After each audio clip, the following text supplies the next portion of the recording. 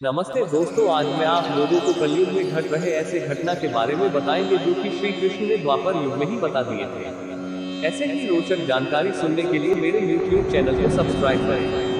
कृपया सब्सक्राइब करें मेरे YouTube चैनल को सपोर्ट करें और वीडियो को शेयर करें, लाइक करें और कमेंट करें। धन्यवाद। तो आगे की जानकारी सुनने के लिए तैयार हो जाइए। भगवान द्वारा कहे गए कलयुग के 5 सत्य कृष्ण ने पहले ही बता दिए थे। कलयुग के 5 सत्य महाभारत हिंदू का ही नहीं बल्कि संपूर्ण मानव जाति का ग्रंथ है। इससे प्रत्येक मानव को अच्छी शिक्षा और मार्ग मिल सकता है। प्रत्येक मनुष्य को ये पढ़ना चाहिए। महाभारत में जीवन से जुड़ा कोई भी विषय नहीं है। इसका वर्णन किया गया है और इसमें जीवन का कोई समाधान नहीं है।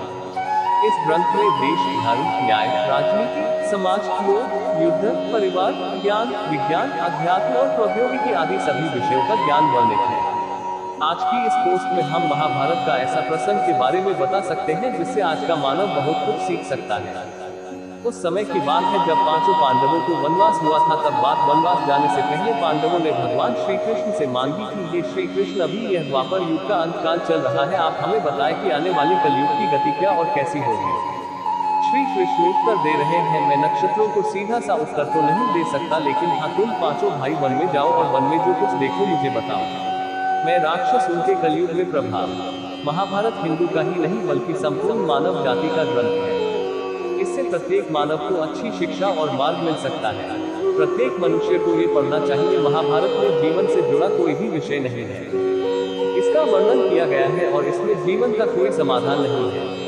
इस ग्रंथ में देश, धर्म, न्याय, राजनीति, समाज, योग, युद्ध, परिवार, ज्ञान, विज्ञान, अध्यात्म और प्रौद्योगिकी आदि सभी विषयों का ज्ञान वर्णित है। आज की इस पोस्ट में हम महाभारत का ऐसा प्रसंग के बारे में बता सकते हैं जिससे आज का मानव बहुत कुछ सीख सकता है। उस समय की बात है जब 5 पांडवों को वनवास हुआ था। तब बात वनवास जाने से पहले पांडवों ने भगवान श्री कृष्ण से मांगी थी, ये श्री कृष्ण, अभी यह द्वापर युग का अंतकाल चल रहा है, आप हमें बताएं कि आने वाली कलयुग की गति क्या और कैसी होगी। श्री कृष्ण उत्तर दे रहे हैं, मैं नक्षत्रों को सीधा सा उत्तर तो नहीं दे सकता, लेकिन हाँ, तुम 5 भाई वन में जाओ और वन में जो कुछ भी मुझे बताओ। मैं राक्षस उनके कलयुग में प्रभाव बताता हूँ कि 5 भाई वन में चले गए। वे वन में जो देखा उसने चमत्कार देखा। अंत में उन्होंने क्या देखा और श्री कृष्ण ने क्या उत्तर दिया, ये जानने के लिए अंत तक अवश्य पढ़ें। आपका स्वागत है ज्ञान की बात वेबसाइट पर। श्री कृष्ण के कहे अनुसार 5 भाई अलग अलग दिशाओं में वन की ओर निकलते हैं। युधिष्ठिर भ्रमण पर निकले थे तो एक जगह पर एक हाथी के 2 सूंड देखे गए। ये देख युधिष्ठिर के आश्चर्य की बात नहीं हो रही थी। दूसरी दिशा में अर्जुन भ्रमण पर थे। कुछ दूर जंगल में जाने पर उन्होंने जो देखा उसे देखकर वह भी आश्चर्यचकित रह गए। मैंने देखा कि वहां पर कोई पक्षी है जिसके ऊपर वेदों की रचनाएं लिखी हुई हैं और वो पक्षी मुर्दे का मांस खा रहा है। ये दृश्य अर्जुन को कुछ समझ में नहीं आया। दोनों दोस्तों की तरह भीम भी यात्रा पर थे, जिन्होंने देखा कि वह भी आश्चर्यचकित रह गए। उन्होंने देखा कि गाय ने एक लड़की को जन्म दिया था, लेकिन जन्म के बाद गाय लड़की को इतनी चाट रही है कि उसका बच्चा लहलुहान हो गया है। सहदेव जी यात्रा पर थे तो उन्होंने चौथा आश्चर्य देखा। उन्होंने देखा कि 6-7 भाग में पानी है और बीच का एक कुआं खाली है। बीच का कुआं काफी गहरा है, फिर भी पानी नहीं है। थोड़ा आश्चर्य हुआ है, ऐसे कैसे हो सकता है। नकुल भी यात्रा पर गए और उन्होंने एक आश्चर्यजनक घटना देखी। एक पहाड़ के ऊपर से एक बड़ी सी चट्टान नीचे आ रही है। वही वृक्षों से नीचे गिराते हैं और आगे बढ़ते हुए वृक्षों से घिरा हुआ है और इसके अलावा कोई आकर्षण नहीं है। ये चट्टान बहुत ही अन्य चट्टानों के साथ मिलती है, फिर भी उसने उसे रोक नहीं दिया। अंत में वह एक अत्यंत छोटे औषध का स्पर्श होता ही स्थिर हो गया। इसके बाद 5 भाई एकजुट हुए और शाम को भगवान श्री कृष्ण को अपना अनुभव सुनाया। सबसे पहले युधिष्ठिर ने कहा था, मैंने तो पहली बार 2 सूंड वाला हाथी देखा तो बहुत आश्चर्य हुआ। भगवान श्री कृष्ण कहते हैं, धर्म, अब तुम कलिकाल की सुनो। कलयुग में ऐसे लोगों का राज्य होगा जो दोनों ओर से शोषण करेंगे। राज बोलेंगे कुछ और करेंगे कुछ और, मन में कुछ और होगा और कर्म कुछ और। ऐसे ही लोगों का कलयुग में राज होगा। तुम कलयुग आने से पहले तक राज्य करेगा। युधिष्ठिर के बाद अर्जुन ने कहा, मैंने जो उसे देखा तो कहीं अधिक आश्चर्यचकित था। मैंने देखा कि एक पक्षी के मुर्दे का मांस वेदों पर लिखा गया है। श्री कृष्ण कहते हैं, कलयुग में ऐसे लोग कहेंगे जो बड़े ज्ञानी कहलाएंगे, विज्ञान की चर्चा करेंगे, लेकिन उनके आचरण राक्षसी होंगे। वह बड़े पंडित और विद्वान कहलाएंगे। ये देखेंगे कि कौन सा इंसान कब मरा और हमारे नाम से संपत्ति कर जाएगा।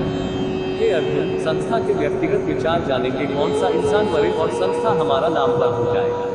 हर जाति धर्म पर प्रमुख सिद्धांत पर बैठे विचार करेंगे कि कब किसका श्राद्ध हो और कौन सा पद किस पद से हटे और हम उस पर चल जाएं। फिर भी बड़े लोग हो जाएं लेकिन इनकी दृष्टि धन और पद के ऊपर ही रहेगी। ऐसे लोगों की ही आबादी होगी। अर्जुन के बाद भीम ने अपना अनुभव सुनाया। भीम ने कहा कि गाय अपने कंधे को इतनी चाटती है कि मुर्गा लहूलुहान हो जाता है। श्री कृष्ण कहते हैं कलयुग का मानव शिशुपाल हो जाएगा। युग में माओ के बच्चों के लिए ममता इतनी बढ़ जाएगी कि उन्हें अपने विकास का अवसर ही नहीं मिलेगा। मोह माया मेरा ही घर टूट जाएगा। किसी का बेटा ठीक हो जाएगा। साधु को हजारों व्यक्तिगत दर्शन करेगा। यदि आपके पुत्रों ने साधु बनना चाहा तो रोएंगे कि मेरे पुत्रों का क्या होगा। इतनी अधिक मैत्री रहेगी कि उसे मोह माया और परिवार में ही तलाश रहेगा। उनका जीवन यही समाप्त हो गया। वास्तव में लड़का नहीं है, वह तो बहुओं की अमानत है और लड़कियों में जमाई हुई की अमानत है और यह मृत शरीर मृत्यु की अमानत है। पवित्र आत्मा परमात्मा की अमानत है। इज्जत आपके शाश्वत संबंध को जानना आवश्यक है। भीम के बाद सहदेव ने पूछा, हे श्री कृष्ण, मैंने देखा कि 5-7 बड़े कुओं के बीच में एक गहरा कुआं बिल्कुल खाली है, जबकि ऐसा संभव कैसे हो सकता है।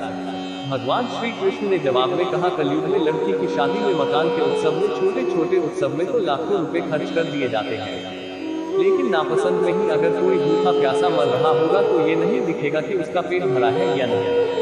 उनका अपना ही सागा भूख से मर जाएगा। उन्हें देखेंगे अन्य और मनोरंजन, मांस भक्षक, शैली और जश्न में पैसे उड़ाएंगे। किसी के 2 आंसू पूछने में उनकी रुचि न होगी। देखने का ये साधन है कि कलयुग में अन्न के भंडार होंगे लेकिन लोग भूख से मरेंगे। सामने मकानों में ऐशो आराम चल रहे होंगे लेकिन पास के जंगलों में आदमी भूख से मरेगा। एक ही जगह पर अपने चरम पर होगा।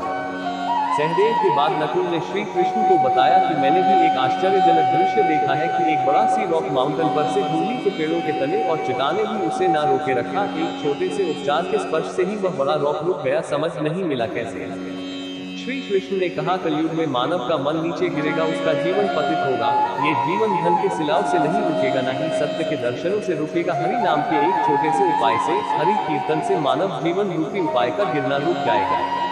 इसलिए भक्त हरि भजन कलयुग में मोक्ष प्राप्ति का एकमात्र उपाय है।